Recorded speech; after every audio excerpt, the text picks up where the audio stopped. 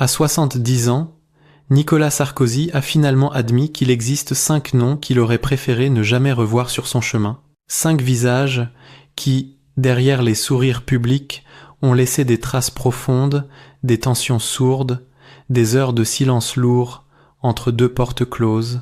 À l'époque de son ascension fulgurante, on ne voyait que son énergie électrique, son pas rapide, cette volonté presque brûlante de tout contrôler. Pourtant, dans l'ombre des projecteurs, chaque rencontre avait un prix. Certaines ont nourri son ambition. D'autres ont fissuré sa confiance. Tout commence avec un aveu discret, glissé à voix basse, presque en retrait. Selon plusieurs proches, il aurait reconnu qu'il y a des collaborations qu'il n'aurait jamais dû accepter. Qu'à certains moments, il a senti son propre entourage se dérober sous ses pieds. Qui étaient ceux qui l'ont contrarié au point de ne plus vouloir travailler avec eux? Pourquoi ces alliances ont-elles laissé des marques durables? Et surtout, comment ces 5 relations ont façonné son regard sur la loyauté? Voici les 5 noms que Nicolas Sarkozy n'aurait jamais voulu recroiser. Avant que son nom ne devienne l'un des plus prononcés de la vie publique française, Nicolas Sarkozy était d'abord un jeune homme mu par une énergie presque trop grande pour lui. Ceux qui l'ont connu dans sa jeunesse parlent d'un tempérament vif, d'un regard déjà habité par cette volonté farouche de ne jamais rester dans l'ombre. Il avançait vite, décidait vite, parlait vite. Une cadence qui fascinait certains et qui en fatiguait d'autres. Avec le temps, cette impulsion est devenue sa signature, un mélange rare de charme et de tension, un moteur qui l'a propulsé au premier plan. Dans les années où tout s'accélérait, Sarkozy cultivait autour de lui un cercle de collaborateurs capables de suivre son rythme. Il aimait les personnalités fortes, celles qui n'avaient pas peur de dire ce qu'elles pensaient, mais cette préférence avait un revers. À force de s'entourer d'esprits puissants, il s'exposait inévitablement à la confrontation. Chaque salle de réunion devenait une scène de théâtre où l'ambition, la loyauté et la fierté se mesuraient dans les silences et les regards. L'entourage changeait souvent, non par caprice, mais parce que la vitesse à laquelle il avançait laissait peu de place à la fatigue ou à l'hésitation. Ceux qui ont travaillé près de lui décrivent un homme entier, exigeant avec lui-même autant qu'avec les autres. Cette exigence a produit des victoires éclatantes, mais aussi des relations brisées. Car il y avait chez lui une conviction intime que la confiance devait être absolue. Une loyauté fissurée, même légèrement, devenait un poids presque impossible à supporter. Et dans la course qu'il menait, certaines fissures ont fini par devenir des fractures. Avec l'âge, Nicolas Sarkozy regarde ce parcours d'un œil plus posé. Il admet que sa trajectoire a été marquée autant par les alliés précieux que par les rencontres douloureuses. Des personnalités fortes, brillantes, mais explosives pour certaines, ont laissé des marques durables dans sa mémoire. 5 d'entre elles, en particulier, ont changé son rapport aux autres et redéfini sa manière de s'entourer. 5 noms, 5 histoires, 5 relations qu'il n'aurait jamais voulu revivre. Numéro 5. Rachida Dati. Rachida Dati apparaît dans la vie de Nicolas Sarkozy comme une force vive, éclatante, presque indomptable. Dès les premiers instants, leur relation repose sur un mélange d'admiration et de fascination. Elle voit en lui une énergie brute, une vitesse d'action rare. Lui voit en elle un tempérament incandescent, une présence capable de transformer n'importe quelle pièce. Pendant un temps, cette complémentarité fonctionne. Ils avancent ensemble, portés par une ambition commune et une volonté de bouleverser les codes. Mais ce qui crée l'élan crée aussi l'orage. Très vite, les différences de style émergent. Sarkozy aime le contrôle, la précision, les décisions pesées au millimètre. Dati privilégie l'instinct, l'impact, la liberté du geste, 2 visions fortes qui, au début, semblent se nourrir l'une de l'autre mais qui finissent par s'entrechoquer. Ceux qui étaient présents dans les réunions de l'époque parlent d'atmosphères électriques. Une phrase trop directe, un regard trop froid, un silence trop long, et l'équilibre se rompait.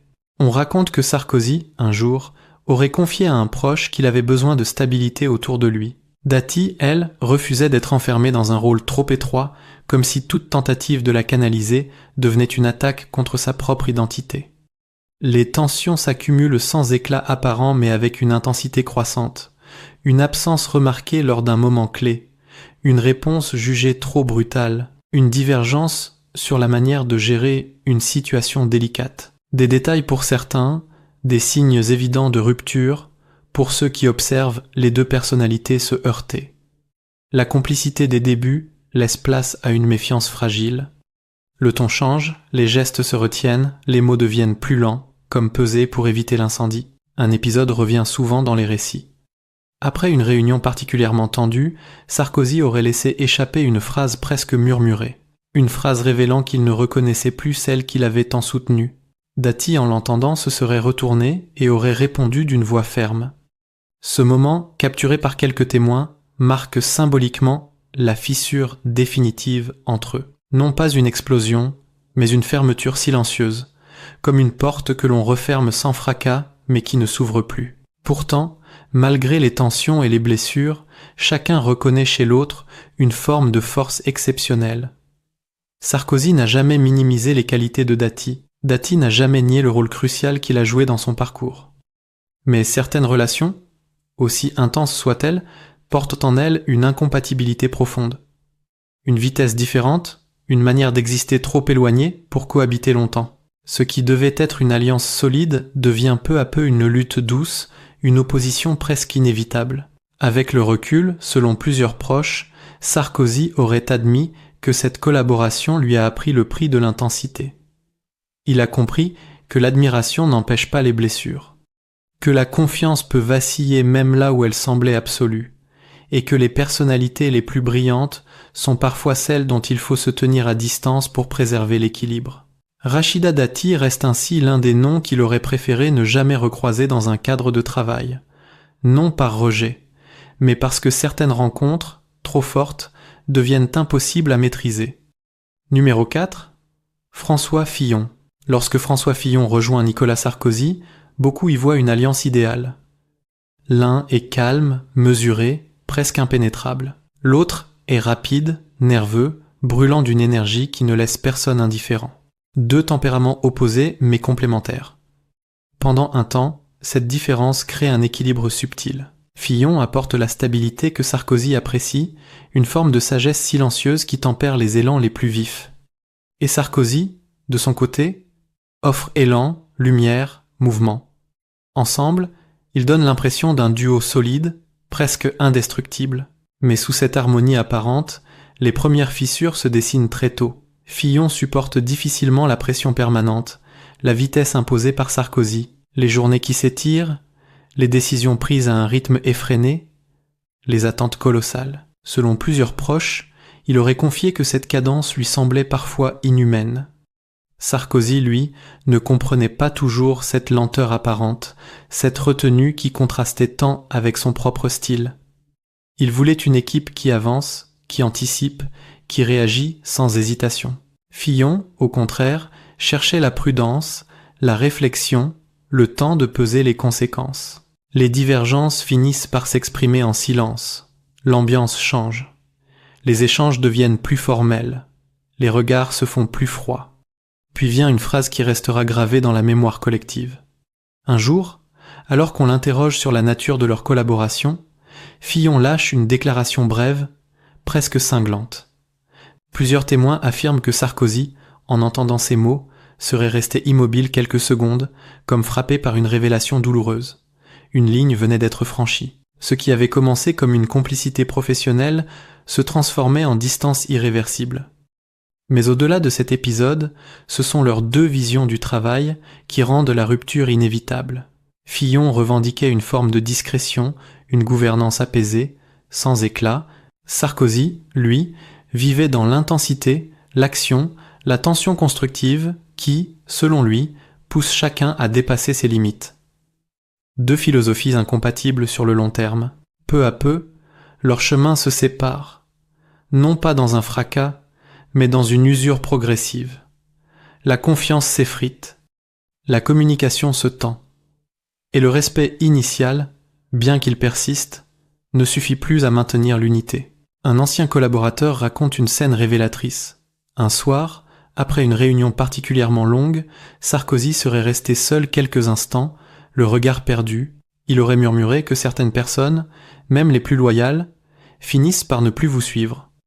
Et que ce n'est pas la faute de l'un ou de l'autre, mais simplement la rencontre de deux mondes qui ne peuvent avancer éternellement côte à côte. Fillon, de son côté, aurait confié qu'il se sentait épuisé, vidé, incapable de continuer à cette vitesse. Aujourd'hui encore, selon plusieurs proches, Sarkozy regarde cette relation avec un mélange de respect et d'amertume. Il reconnaît les qualités de Fillon, son sérieux, sa constance, son intelligence calme, mais il sait aussi que leur duo portait en lui une forme de fragilité, une incompatibilité profonde que ni l'un ni l'autre n'a su dépasser. Pour Nicolas Sarkozy, François Fillon fait partie de ces personnes qu'il aurait préféré ne plus retrouver dans un cadre professionnel. Non pas parce qu'il doutait de lui, mais parce que certaines collaborations, même les plus prometteuses, finissent par révéler que deux routes ne peuvent jamais devenir une seule. Numéro 3, Claude Guéant. Claude Guéant entre très tôt dans l'entourage de Nicolas Sarkozy, presque comme une ombre fidèle. Pendant des années, il est l'un des rares à comprendre la mécanique intérieure de cet homme qui avance toujours plus vite que les autres. Guéant observe, anticipe, organise. Sarkozy apprécie cette présence discrète, cette efficacité silencieuse qui semble rendre possible l'impossible. On dit souvent que Guéant savait traduire les intentions de Sarkozy avant même qu'elles ne soient formulées. Une alliance rare, fondée sur la loyauté et la confiance absolue. Mais cette proximité, justement parce qu'elle est si forte, porte en elle un risque. Quand deux trajectoires sont aussi étroitement liées, la moindre fissure devient une fracture. Au fil du temps, les choses changent. Sarkozy se sent de plus en plus seul au sommet, écrasé par le poids des décisions, par la tension permanente. Guéant, lui, commence à fatiguer de suivre un rythme que peu de gens peuvent supporter. Ceux qui les ont côtoyés parlent d'un glissement progressif, presque invisible, un regard moins complice, une réponse plus sèche, une hésitation dans un moment clé. Selon plusieurs témoins, c'est dans les derniers mois de leur collaboration que la rupture devient inévitable. Sarkozy reproche à Guéant de ne plus être aussi présent, aussi tranchant, aussi réactif qu'avant. Guéant, de son côté, se sent dépassé par l'exigence constante, par une forme de pression qui semble ne jamais se relâcher. Un soir, après une réunion lourde en tension, Sarkozy aurait laissé échapper une phrase qui résonne encore dans la mémoire de ceux qui étaient là. Une phrase simple, mais glaciale.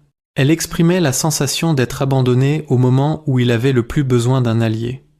Pour un homme qui valorisait la fidélité plus que tout, cette impression fut un véritable choc.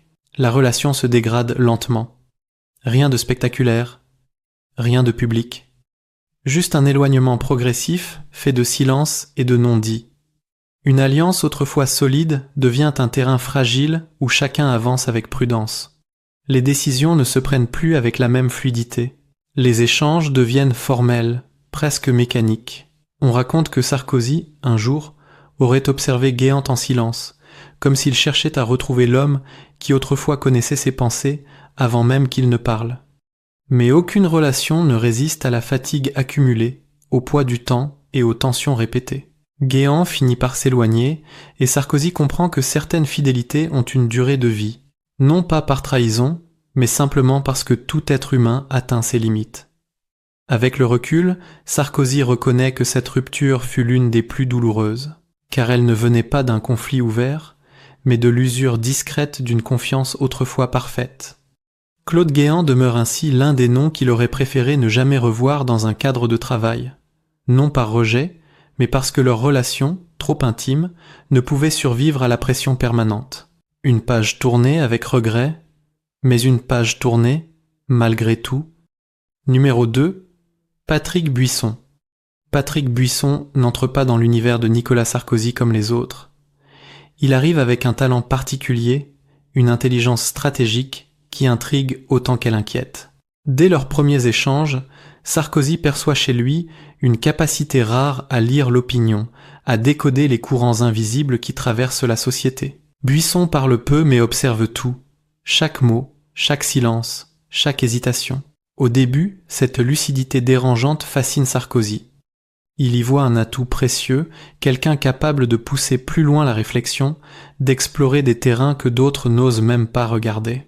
Mais cette intensité, justement, devient rapidement une source de malaise. Buisson a une présence sombre, presque énigmatique. Il propose, suggère, glisse des idées à voix basse, toujours dans l'ombre. Selon plusieurs proches, il aurait parfois pris une place disproportionnée dans les discussions, influençant l'atmosphère sans jamais s'imposer frontalement. Sarkozy, qui aime l'action directe, commence à sentir une forme de décalage. Trop de secrets, trop de stratégies complexes, trop de zones grises. Leur collaboration se transforme peu à peu en un terrain glissant. Les divergences deviennent visibles lors de périodes particulièrement sensibles. Sarkozy attendait de la clarté, de la précision, des analyses nettes. Buisson, au contraire, cultivait l'ambiguïté, laissant planer des interprétations multiples. Plusieurs témoins parlent de réunions où Sarkozy, d'un ton froid, demandait des réponses simples, tandis que Buisson répondait par des analyses encore plus labyrinthiques. Ce contraste, au départ stimulant, finit par exaspérer le premier. Il avait besoin d'efficacité, pas de complexité additionnelle. Un soir, après une discussion tendue, un témoin rapporte que Sarkozy serra les lèvres avant de murmurer qu'il ne reconnaissait plus l'esprit qu'il avait admiré. Buisson, imperturbable, aurait simplement répondu qu'il ne faisait que son travail. Cette phrase sèche et opaque tombe comme une pierre dans le silence de la pièce. C'est cet instant que beaucoup considèrent comme le début de la rupture. Pas de confrontation éclatante, juste une cassure froide, définitive. Ce qui rend cette relation si difficile pour Sarkozy, c'est aussi la manière dont elle s'est construite. Il avait placé dans Buisson une confiance particulière, fondée non sur la loyauté, mais sur la lucidité. Une confiance fondée sur la conviction que cet homme savait voir au-delà des apparences. Or, lorsque cette lucidité devient source de trouble plutôt que de clarté, c'est toute l'architecture de la relation qui s'effondre. On raconte même que Sarkozy, en privé, aurait confié qu'il n'aimait pas l'idée qu'on puisse influencer son intuition profonde. Pour lui, l'instinct est sacré. Avec le recul, plusieurs proches affirment que Sarkozy garde de Buisson une impression complexe. Admiration pour le talent, mais inconfort face à la méthode. Respect pour l'intellect, mais fatigue face à l'opacité. Une relation brillante, mais toxique, à la fois nécessaire et insoutenable. Une rencontre qui a marqué son parcours d'une trace indélébile. Patrick Buisson reste ainsi l'un des noms qu'il n'aurait jamais voulu revoir dans son cercle de travail. Parce qu'il représente cette forme d'intelligence fascinante, mais dangereuse. Et parce que certaines lumières, trop sombres, finissent toujours par aveugler. Numéro 1. Dominique de Villepin.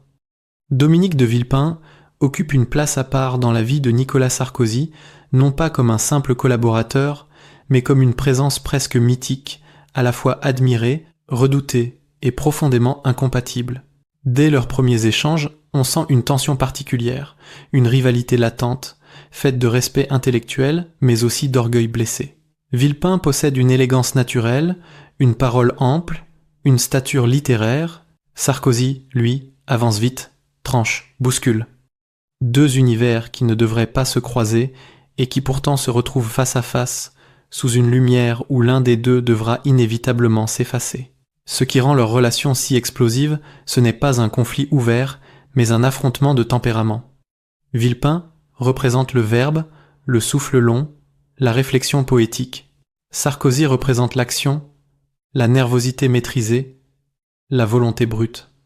Leur incompatibilité est immédiate, mais chacun croit un temps qu'un terrain d'entente est possible. Très vite, cette illusion se dissipe. Les réunions deviennent des duels silencieux, où les mots pèsent plus lourd que les décisions. Villepin parle avec hauteur, Sarkozy répond avec vitesse. L'un semble flotter, l'autre frappe. Selon plusieurs témoins, il y eut un moment précis où la fracture devint irréversible. Un jour, au détour d'un échange tendu, Villepin, d'un ton glacial, aurait laissé entendre que certaines portes ne se franchissent pas à force de volonté. Sarkozy, frappé par l'arrogance perçue dans cette phrase, aurait serré les mots entre ses dents avant de répondre que l'audace a toujours plus de valeur que la posture.